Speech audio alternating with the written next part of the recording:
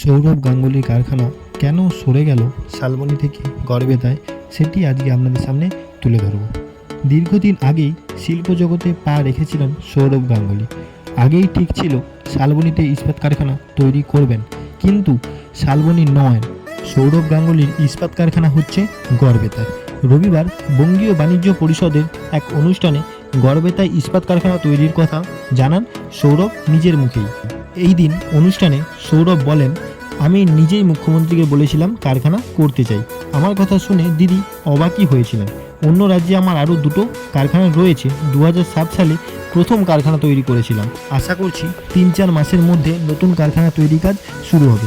প্রথমে শালবনীতে ইস্পাত কারখানা তৈরির কথা থাকলেও সূত্রের খবর, জমি পাওয়া নিয়ে সমস্যার জন্যই গড়বেতায় কারখানা তৈরির সিদ্ধান্ত নিয়েছেন সৌরভ গঙ্গোপাধ্যায় নিজেই। এখন দেখার বিষয় কবে কাজ শুরু করেন সৌরভ গঙ্গোপাধ্যায়।